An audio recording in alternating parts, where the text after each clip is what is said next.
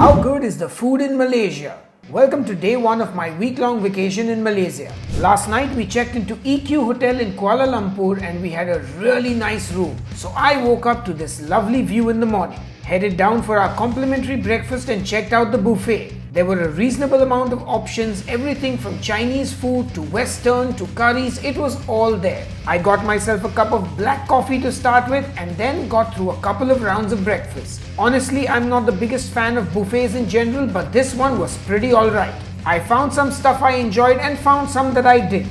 For lunch, we went to the food court at Pavilion Mall. It's a paradise for food lovers with the multitude of food options. Then I came across Chinese beef roti and this stall had a line. So I just followed the line and got myself a beef roti. It was this crispy roti that was still hot from the fryer and I sat down and started eating it.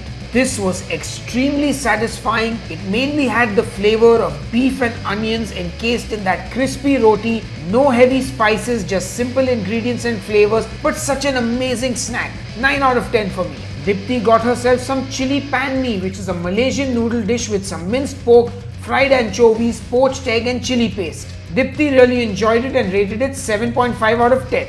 Next I went to the Tong Roast stall, which caught my eye because of the roast duck, and I got myself a portion for one.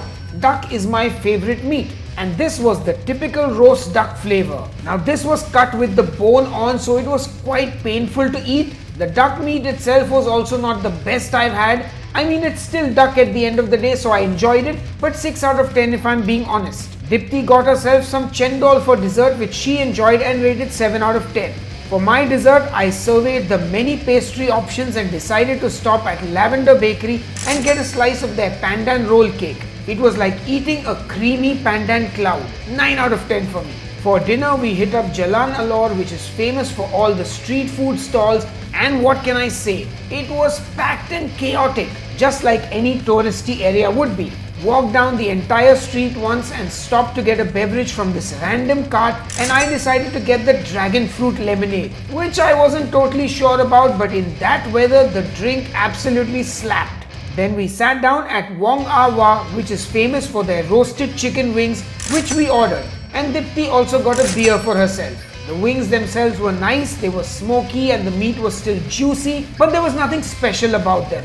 6.5 out of 10 from us. Next stop was restaurant Saiu and we ordered 2 dishes, the salted egg yolk squid and the seafood fried rice. The squid was really unique as it had fried curry leaves which gave it a very familiar aroma, and that powdery salted egg yolk coating was extremely savory and it made you just want to eat more. The rice slapped you in the face with the wok hei and these lovely well-cooked pieces of squid. 8 out of 10 from us for both dishes. Then picked up these 2 items from the 7-Eleven on the way back to the hotel. The pandan gula maleka was like this hot dog bun with a sweet filling, but the bun was rather dry and not enough filling. Very average, wouldn't buy it again, 3 out of 10. The pure triangle cake was only slightly better, but honestly these are cheap and they tasted cheap as well. I think I might have outgrown this 7-Eleven fascination. And that was my first day. Cheers and see you for day 2.